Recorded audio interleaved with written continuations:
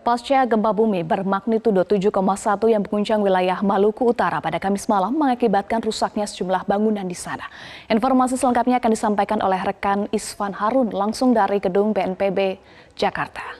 Isvan, dari data terkini ada berapa bangunan yang rusak dan apakah ada korban akibat gempa utama dan gempa susulan yang terjadi di Maluku Utara dan Sulawesi Utara hingga saat ini? Lalu apa yang perlu dilakukan warga setempat pasca terjadinya gempa? Isvan.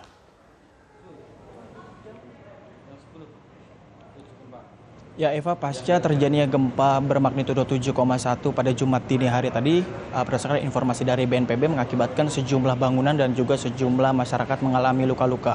Nah, untuk mengetahui sebetulnya seperti apa dampak dari gempa yang terjadi pada Jumat dini hari waktu Indonesia bagian timur, sudah bersama saya Agus Wibowo selaku Kepala Pusat Data Informasi dan Humas BNPB. Pak Agus, bisa diceritakan ataupun juga bisa diceritakan kepada masyarakat sebetulnya hingga data di siang ini berapa jumlah banyak korban maupun juga bangunan yang terdampak dari gempa di Maluku Utara semalam?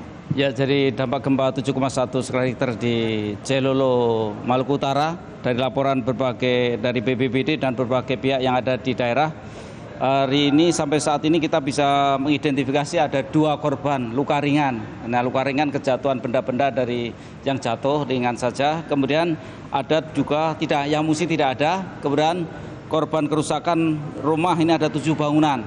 Ini ringan semua juga, jadi 5 ruas ringan, 5 rumah rusak ringan. Ada di Kelurahan Mayau 2 unit, Kelurahan Lelewi 2 unit, dan Kelurahan Bido 1 unit.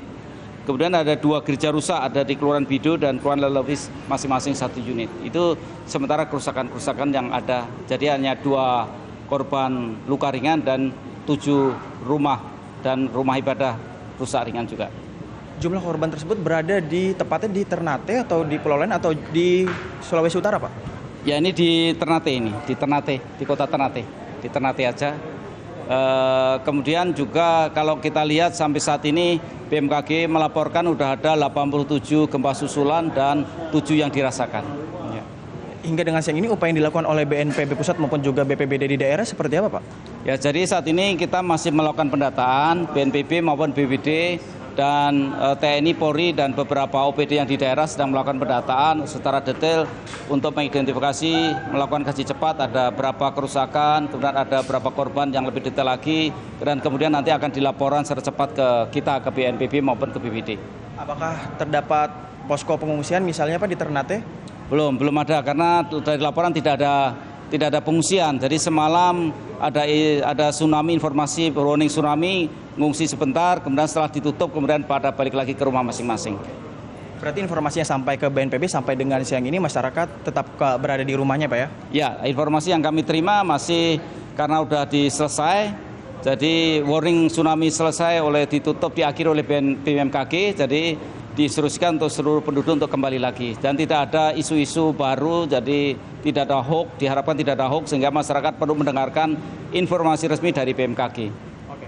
Pak, ini sudah sekitar 11 jam lebih sejak gempa utama meskipun masih terdapat gempa susulan. Apa yang perlu diperhatikan oleh masyarakat yang dekat wilayah epicentrum gempa, Pak?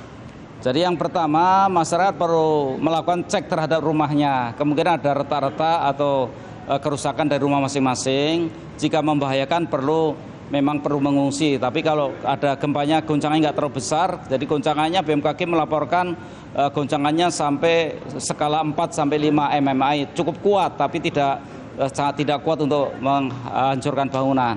Jadi masyarakat perlu cek dulu, setelah cek perlu mendengarkan atau mencari informasi dari sumber yang resmi dari BMKG atau BPBD, apakah perlu mengungsi atau enggak, karena jangan dengarkan informasi-informasi hoax dari pihak-pihak yang tidak resmi. Jadi harus tetap mendengarkan dari BMKG.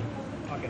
Ya. Baik, terima kasih Pak Agus atas informasi dan juga data yang telah diberikan kepada Metro TV. Terima kasih. Selamat siang. Ya, Eva dan juga pemirsa, jadi dapat dirangkum sedikit berdasarkan data terbaru dari BNPB, gempa bermagnitudo 7,1 pada Jumat dini hari semalam ini berdampak sekitar 7 bangunan rusak dan juga 2 orang mengalami luka ringan di kota Ternate. Nah, sementara itu juga BNPB mengingatkan kepada masyarakat yang bertempat tinggal di dekat epicentrum gempa untuk memastikan rumah mereka ataupun juga tempat tinggal tidak mengalami kerusakan, serta juga diminta tidak panik, dan yang terpenting memastikan informasi yang diterima berdasarkan informasi valid dan bukan sekedar hoax.